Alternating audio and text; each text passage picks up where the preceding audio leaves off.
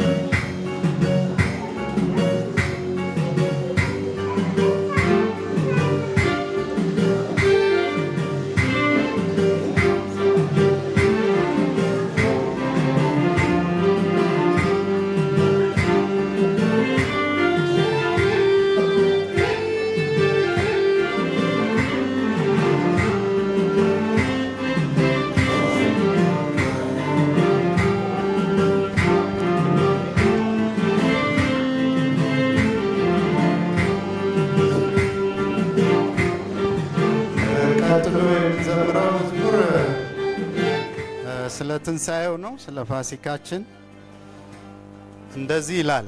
ፋሲካችን ክርስቶስ ታርዷልና ሁላችን መዳን ሆኖልናል የሚል መዝሙር ነው። ቁጥር 1ና 4ን አነብላችሁና ከዛ ሁላችንም ቆመን አንድ ላይ እንዘምረዋለን። ጎኑን በጦር ወግተው ሆምጣጤ ያጠጡት፣ የሸዋ አክሊል ደፍተው በጅራፍ ገረፉት። ይሄ ሁሉ ስቃይ ስለኛ ብሎ ነው፣ ውለታው ብዙ ነው ጌታ ያደረገው ይላል የመጀመሪያው ቁጥር። የመጨረሻው 4ኛው በመሃል ሌሎች አሉ። የእኛን ሕመም ወስዶ እርግማን ሆነልን፣ ሞታችንን ሞቶ በሕይወት አኖረን። በአባቱ ፊት ቆሞ ማለደ ጌታችን፣ ዕዳችን ተከፍሎ እኛ ነፃ ወጣን። ፋሲካ በመሰረቱ ዋናው ትርጉሙ ለኛ ነው። ምክንያቱም ክርስቶስ ለዘላለም የሚኖር ንጉስ ነው። ንጉስ ሆኖ ሳለ ክብሩን ትቶ መጥቶ ሞትን ድል አድርጎ እንደተነሳ ያም ደግሞ እኛ የዛ ተካፋዮች እንድንሆን ነው ያደረገን። እሱ ግን ለዘላለም ይኖር የነበረ ነው። መሞቱ መነሳቱ ለማን ነው? ለኛ ነው የሆነው። ስለዚህ ፋሲካ ለኛ ነው ብለን ልናከብረው፣ ልንይዘው፣ ልንጠብቀው ይገባልና ሁላችንም ቆመን አንድ ላይ ይህንን መዝሙር እንዘምረዋለን።